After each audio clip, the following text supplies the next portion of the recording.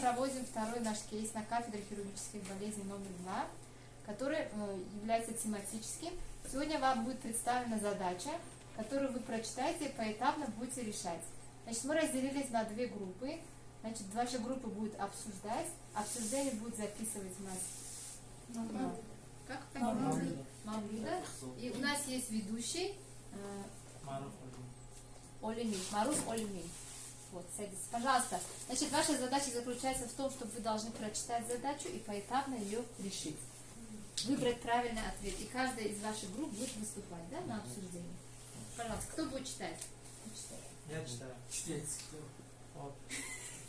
Ребята, представьте, что вы врач общей практики в поликлинике. К вам поступает больной Тошматов Мурат, 50 лет, с жалобами на кашель, повышение температуры, отдышку при физической нагрузке, тупые боли в правой половине грудной клетки, резкую общую слабость, потливость, снижение аппетита и потерю трудоспособности. Он рассказал, что болеет около 2 недель после уже перенесенного гриппа. Лечился самостоятельно дома, принимал антибиотики, жаропонижающие. Ничего не помогло. Он чувствовал, что каждым днем все больше и больше слабеет. Из анамнеза стало известно, что пациент работает на улице, занимается ремонтом автодорог. Считает, что получил переохлаждение, когда работал под проливным дождем и промок.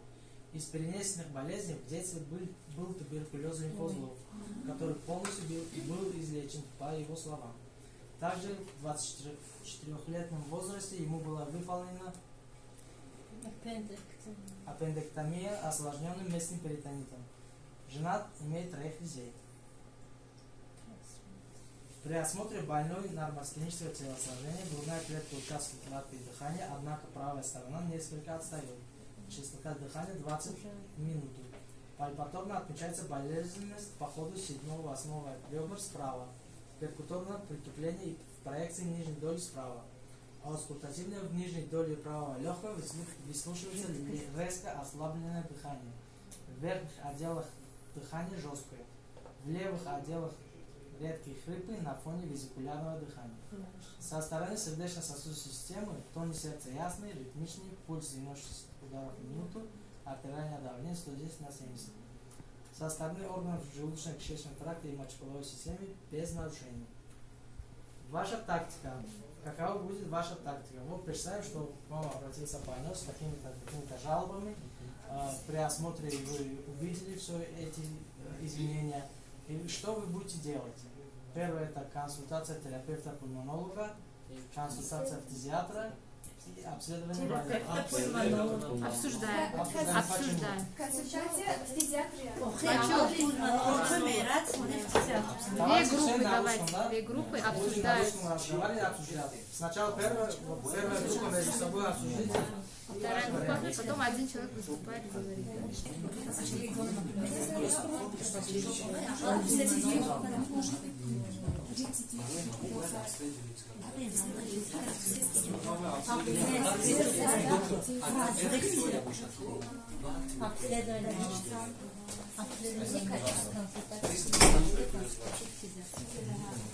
Готово. Все, выбрали, да? Весело. Вот вторая группа, ваши варианты. Наши варианты: сначала обследовать больного до конца, например, использовать все меры, которые имеются в наших руках. Потом, по результатам обследования, если нас чего-то беспокоит, мы должны сначала отправить к пульмонологу. Если пульмонолог не может решить вопрос, значит это рецидив туберкулеза. Значит, потом вы выбираете обследование больного, да? Да. Хорошо, вторая группа пишет обследование больного. Все, садитесь, ладно. Первая группа, ваши варианты. Наше мнение, это мы в первую очередь мы сам должны обследовать это больного полностью, а когда уже мы из-за анамнеза мы знаем, что у него была туберкулезная лимфатические узлы, из-за этого мы можем отправить его к пульмонологи и фтизиатры. Первая очередь пульмонологи бывают. Почему? Потому что там он переохлаждался и еще заболел гриппом. Это может быть из-за этого. И из-за этого, если это пульмонолог скажет, что это например, не зависит от гриппа, он полностью лечил, он правильно лечил, если лечился полностью, а тогда будет это за счет туберкулеза. Хорошо, вот в этом случае вы что выберете? Из троих вариантов. Какой вариант вам больше всего близок? Обследование больного. Обследование больного. То есть вот все эти, которые вы пальпацию делали, аскультацию делали, да? Да. Дополнительные Дополнительно. методы. Пока еще не помог, да? Да, Поставить не диагноз. поможет. Вы тоже выбираете обследование больного, да? Обследование больного. Ладно? Ну, отправим больного. Не, уже Это все группы после сказали, этого. да? Обследование больного. Ладно, выберем вот обследование больного. Общий анализ. Вот обследование больного, да? Рентген. Куда? Что мы будем делать? Возьмем общий анализ крови, биохимический анализ крови или Рентгенография грудной клетки. Первая Воспалительные очередь рентгенография. обе группы выбирают рентген грудной клетки, да? Почему? Потому что при вступлении идет жидкость, мы должны уровень жидкости определить, бацони характера. Определить уже Потом надо Сначала рентген, да?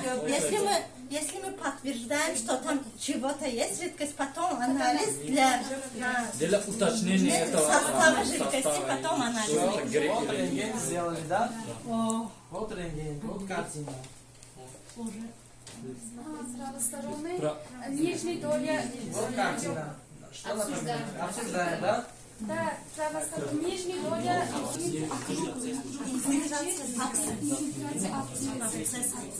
Правая доля не Нижняя доля. абсцесс или обострение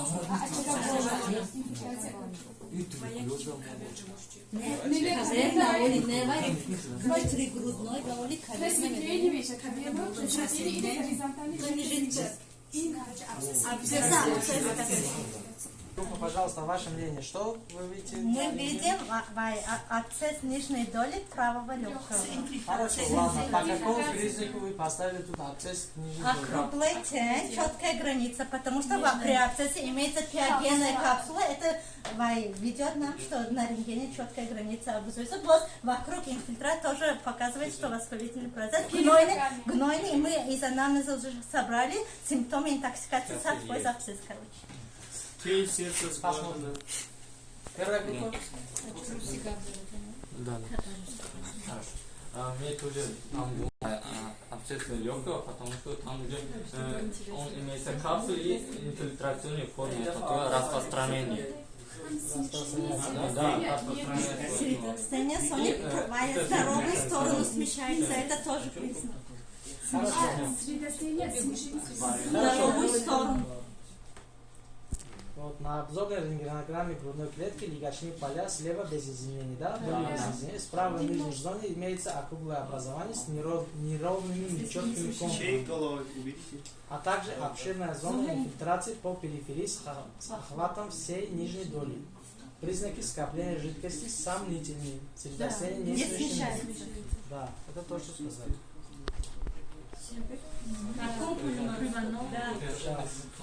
По интерпретации, да? Да. Куда мы отправим? Вторая группа. Куда? Вы вторая. Вторая. Вы с этой стороны, с правой По стороны. интерпретации мы должны сначала отправить консультации. Консультация таракального хирурга Тюнки Гнойна. Потом вы решите, садитесь. Вы между собой решите. Первая группа. Садитесь. Первая группа. Этого больного будем отправлять на консультацию терапевта-пульмонолога. Потому что уже там есть образование, да, может образование абсцесс, из-за этого какие из этого он думал, как у него инфекция была или полностью обследовать он тоже, потому что он не является специалистом по этому легочной системе, то есть дыхательной системе. Из-за этого. И если он когда подтверждает этого, надо хирургическим путем удалить или консервационное лечение, тогда мы будем дальше. Хорошо, напишите там первая группа консультация терапевта-пульмонолога. Вторая Первая консультация терапевта-пульмонолога. Вторая консультация терапевта пульмонолога. Встаньте, скажите, вторая группа. Да, Мы отправляем больного к консультации терапевта-пульмонолога для определения Пульмонолог определяет для определения диагноза. диагноза, для определения диагноза, так как мы знаем, что это терапевт, он легочные системы полностью про это знает. А потом, если нужно, терапевт-пульмонолог отправляет к хирургу. Значит, к специалисту, да, к терапевту, пульмонологу, да, отправим. Пульмонолог. К вам отправили больного с жалобами на высокую температуру, кашель, затруднение дыхания, резкая слабость. Вот вы уже терапевт-пульмонолог, да? Осмотрев и выслушав больного, также изучив его анализы и рентгенограмму, вы предпринимаете следующие действия. Какие действия вы предпринимаете? Обсуждаете и ваше мнение.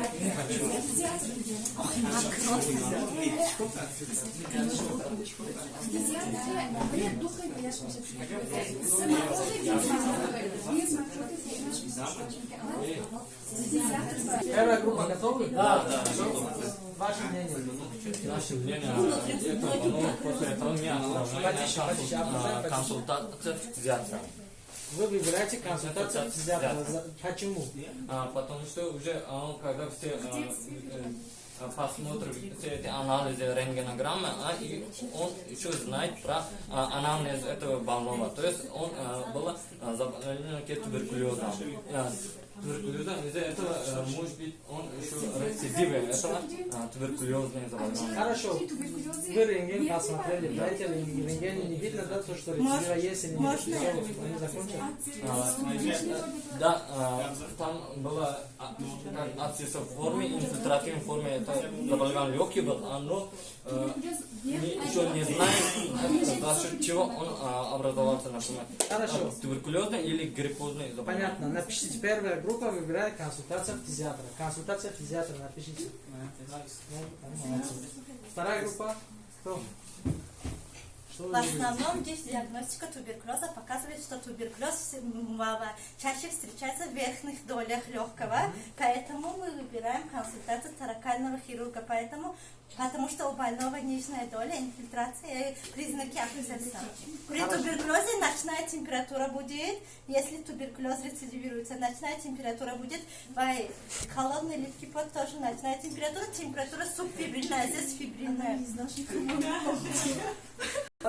Сначала фтизиатр, да? Да. Идем к фтизиатру. Пошли. Врачом общей практики с подозрением на туберкулез легких. Вы уточняете, что в анализе у больного был туберкулез, лимфатических узлов, после лечения которого симптомов больше не возникало. Вы выясняете, был ли больной в контакте с туберкулезным больным в последнее время, или может кто-то из его родственников или друзей страдали этим заболеванием. Больной отрицал, но в то же время не был уверен. Также больной сказал, что он курит около 30 лет, и у него всегда есть кашель с мокротой. Но этот кашель, как он сказал, нехороший, с болью в грудной клетке и одышкой при физической нагрузке. При осмотре вы обращайте внимание на бледность больного, в то время как щеки у больного горят. Температура в момент осмотра 38,1 градусов. Больной обильно потеет, чувствует слабость и просит побыстрее определить, что у него, так как чрезмерно обессилен. Ваша тактика. Мы уже по выбору первой группы пошли, да? Ваша тактика.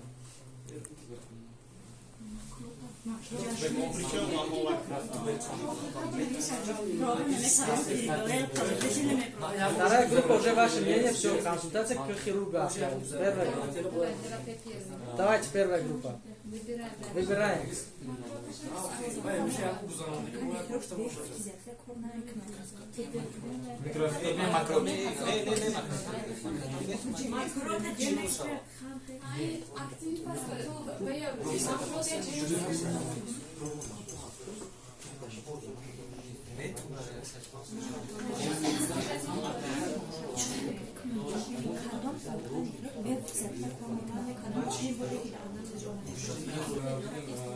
Дальше его микроскопия макрофти. Для чего? Для уточнения состава этого макрофти. Что Я есть знаю, бактериальные палочки, палочки есть или нет. Нету. Хорошо. Уточнение и Пожалуйста, да, ладно. Микроскопия мокроты. Микроскопия мокроты. Первая группа напиши. Вот микобактерии туберкулеза в микроскопическом исследовании мокроты не обнаружено. Не обнаружено. Ваши рекомендации, да?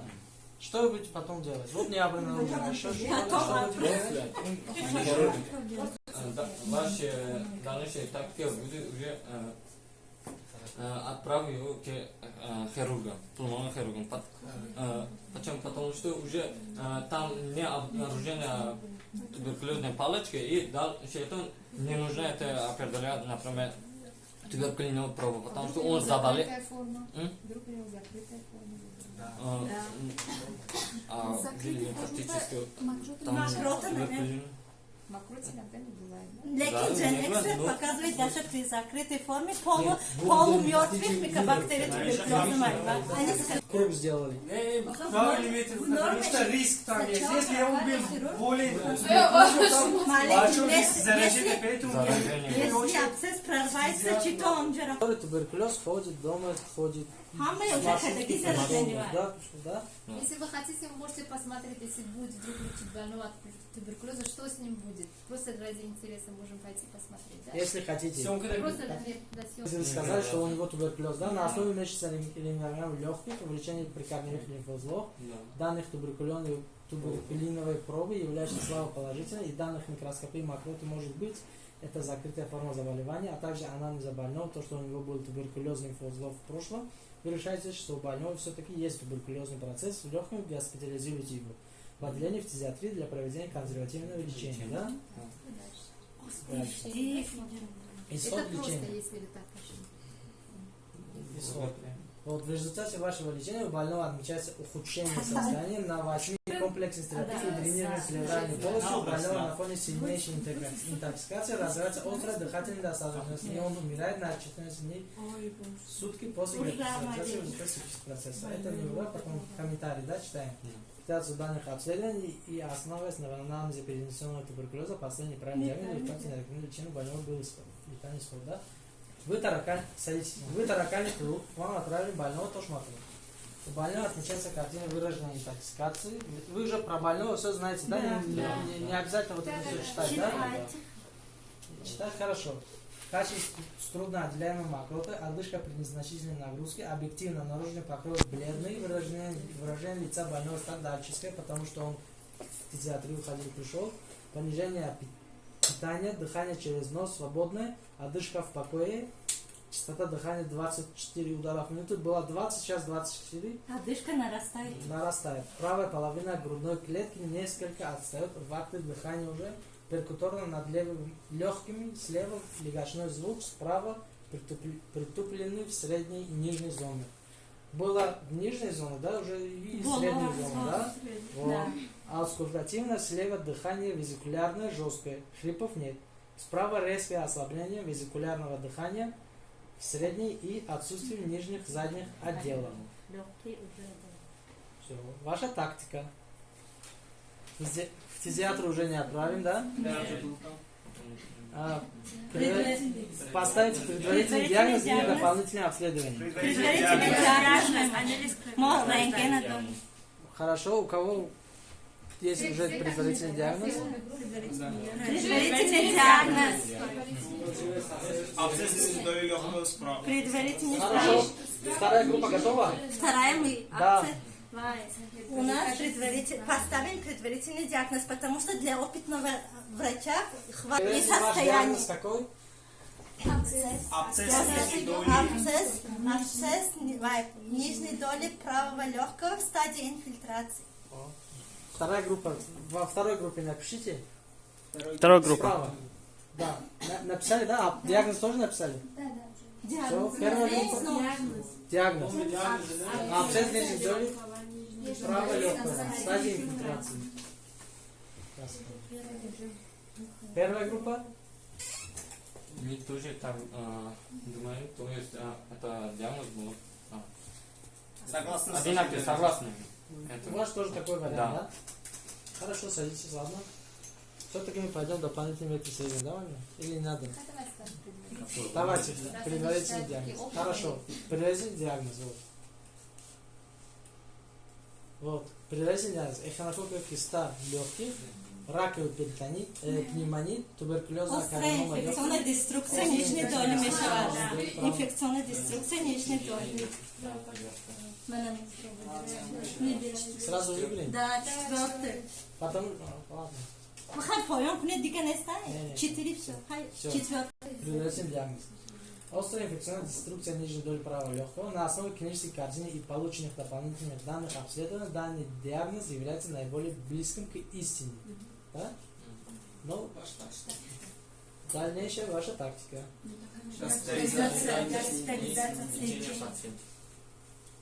Обе группы Зрение. уже Зрение полностью. пациента не надо отправлять домой, да? Да.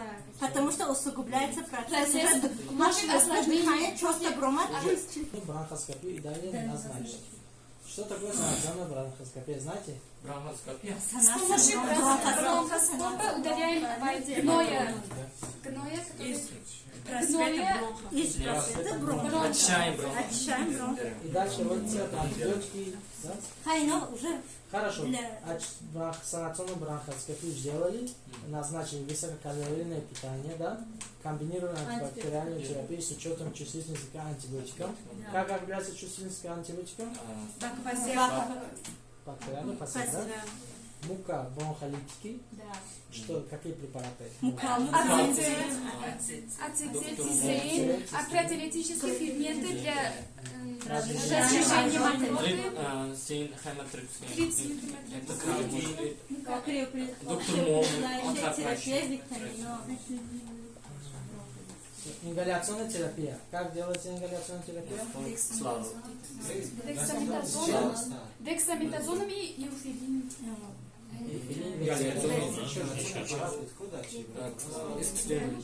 Хорошо, общеукрепляющая терапия и иммуномодуляторы, да? Вот исход стационарного лечения. У больного стационара отмечалось улучшение состояния после прорыва абсцессов бронхополого опорожнения полости, да? Через 2 недели состояние больного удовлетворительное, кашель единичный без мокроты, дыхание свободное, одышки нет, температуры нет, сила и аппетит восстановились, да? На контрольной рентгенограмме сухая остаточная полость в 6-м сегменте правого легкого диаметром 3 см с умеренным перифокальным инфильтрацией. Синусы свободны, тень средостения не смешена. Больной готовится к выписке, да? На амбулаторное лечение. Комментарий давай? Комментарий прочитаем. Алгоритм обследования больного первоначально был правильным. С учетом жалоб и анализа данных осмотра своевременно определена необходимость консультации смежных специалистов для уточнения диагноза и проведения диагностики.